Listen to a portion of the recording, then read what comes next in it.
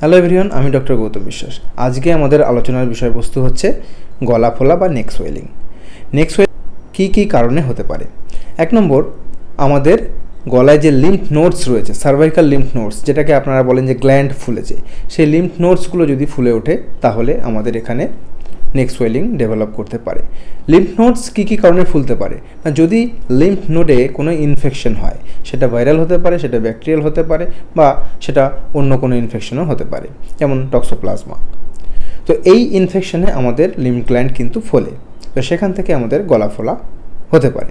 আর কি না, ইনফেকশনের সাথে সাথে ইনফ্লামেশন একটা অন্যতম কারণ গলা ফোলার। এই ইনফ্লামেশন হওয়ার কারণ হচ্ছে অটো ইমিউন ডিজিজ বা সার্কয়েডোসিস নামক কিছু গুরুত্বপূর্ণ রোগ। তাছাড়া যদি কোনো ক্যান্সার ডেভেলপ করে তাহলে কিন্তু আমাদের গলার লিম্ফ নোডসগুলো ফুলতে পারে। কী ক্যান্সারের লিম্ফ নোডস ফুলতে পারে? যেমন লিম্ফোমা, লিউকেমিয়া এবং কিছু মেটাস্ট্যাটিক ক্যান্সার, যেমন ব্রেস্ট ক্যান্সার, লাং ক্যান্সার। এই ক্যান্সারগুলো আমাদের লিম্ফ গ্ল্যান্ডকে ইনভলভ করে এবং সেখান থেকে আমাদের গলা ফুলতে পারে। নেক্সট, আমাদের 2 নম্বর গলা ফোলার কারণ হচ্ছে আমাদের যে স্যালাইভারি গ্ল্যান্ড রয়েছে। স্যালাইভারি গ্ল্যান্ড মানে হচ্ছে আমাদের যে স্যালাইভা সিক্রেট হচ্ছে যে গ্ল্যান্ড থেকে, সেই গ্ল্যান্ডের কোনো সমস্যা হলে তখন আমাদের গলা ফুলতে পারে। যেমন ধরুন, আমাদের এখানে রয়েছে সাবম্যান্ডিবুলার গ্ল্যান্ড, প্যারোটিড গ্ল্যান্ড। এই যে এই স্যালাইভারি গ্ল্যান্ডের যদি কোনো ইনফেকশন বা ইনফ্লামেশন ডেভেলপ করে তাহলে কিন্তু আমাদের এই নেক এরিয়াতে সোয়েলিং ডেভেলপ করে এবং তখন আমরা বলি যে আমাদের গলাটা এই জায়গাটায় ফুলেছে বা এই জায়গাটায় ফুলেছে, এরকম। আমাদের পরবর্তী কারণ হলো গলা ফোলার যে থাইরয়েড গ্ল্যান্ড রিলেটেড সমস্যা। আমাদের ঠিক এই জায়গাটায় থাইরয়েড গ্ল্যান্ড থাকে। থাইরয়েড গ্ল্যান্ডের বিভিন্ন রকম সমস্যার জন্য আমাদের গলা ফুলতে পারে। যদি আয়োডিন ডেফিসিয়েন্সি হয় আমাদের শরীরে তাহলে আমাদের গলা ফুলতে পারে। কিছু অটোইমিউন থাইরয়েডাইটিস বা থাইরয়েড গ্ল্যান্ডের প্রদাহ হলে আমাদের থাইরয়েড গ্ল্যান্ড ফুলতে পারে। গ্রেভস ডিজিজ যদি ডেভেলপ করে তাহলে আমাদের থাইরয়েড গ্ল্যান্ড ফুলতে পারে। তাহলে এই কয়েকটা থাইরয়েড গ্ল্যান্ডের রোগের কারণে থাইরয়েড গ্ল্যান্ড যদি ফুলে যায় তখন আমরা প্রেজেন্ট করি গলা ফোলা নিয়ে। কোনো ডেভেলপমেন্টাল অ্যানোমালি বা কোনো ডেভেলপমেন্টাল অ্যানোমালির জন্য কোনো সিস্ট ডেভেলপ করে আমাদের গলায়, তাহলে আমরা অনেক সময় প্রেজেন্ট করি গলা ফোলা নিয়ে। তাছাড়া কোনো আঘাত লাগলো, রক্ত জমে গেল, গলা ফোলা নিয়ে আমরা প্রেজেন্ট করতে পারি। নেক্সট হচ্ছে আমাদের এখানে কিছু ইম্পর্টেন্ট আর্টারি বা ধমনী থাকে। তো সেই ধমনী বা আর্টারি থেকে যদি অ্যানিউরিজম ডেভেলপ করে, আর্টেরিয়াল অ্যানিউরিজম, তাহলে কিন্তু অনেক সময় আমরা গলা ফোলা নিয়ে ডাক্তারবাবুর কাছে প্রেজেন্ট করি। এই হয়ে গেল আমাদের গলা ফোলার কারণ। নেক্সট আমরা আলোচনা করব যে এই যে গলা আপনার ফুলেছে, তাহলে আপনি কখন ডাক্তার দেখাবেন।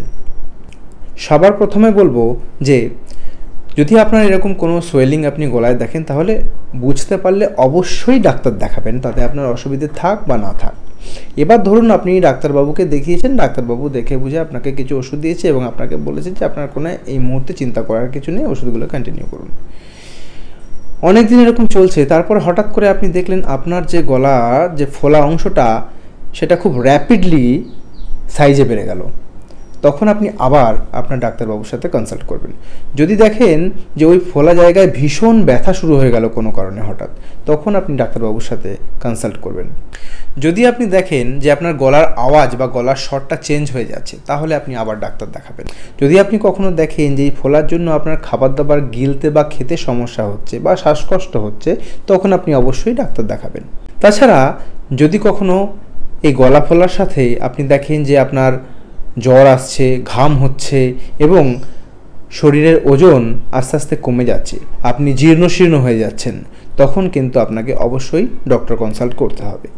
যদি আপনি লক্ষ্য করেন যে আপনার গলার ফোলা অংশটি খুব শক্ত এবং তার পেছনে যে মাংসগুলো রয়েছে সেখানে শক্তভাবে এঁটে বসে আছে, তাহলে কিন্তু আপনি বুঝবেন যে আপনার অবশ্যই ডাক্তার দেখানো দরকার। আর যদি আপনার বয়স 40 বছরের বেশি হয়, আপনার বিড়ি খাওয়া বা মদ খাওয়ার মতো বদ অভ্যেসগুলো থাকে, তাহলে অবশ্যই আপনাকে গলা ফোলা থাকলে ডাক্তার দেখাতে হবে। আপনার ডাক্তার আপনাকে দেখে বুঝে প্রেসক্রাইব করবেন যে আপনার কি ওষুধ লাগবে, কি ইনভেস্টিগেশনস লাগবে, এটসেট্রা। অনেকে আছে নিজে থেকেই একটা গলার ইউএসজি করে নিয়ে চলে গেলেন। তো সেটা না করে আমি পার্সোনালি সাজেস্ট করব যে আপনার ডাক্তারবাবু আগে আপনাকে দেখুক, বুঝুক, তারপরে উনি ঠিক করবেন যে আপনার গলার ইউএসজি করতে হবে নাকি সিটি স্ক্যান করতে হবে নাকি এমআরআই করতে হবে নাকি বায়োপসি করতে হবে। নিজে থেকে হুটহাট করে ডিসিশন নেবেন না, এবং সেক্ষেত্রে অনেক সময় আপনারা অনেক লেট করে ফেলেন, মানে আপনার সমস্যা নিয়ে ডাক্তারবাবুর কাছে আসতেও। এই হলো আমাদের গলা ফোলা নিয়ে সংক্ষেপে আলোচনা। আশা করছি আপনাদের ভালো লাগবে। আর ভালো লাগলে অবশ্যই লাইক করবেন, শেয়ার করবেন এবং আমার চ্যানেলটি সাবস্ক্রাইব করবেন। ধন্যবাদ।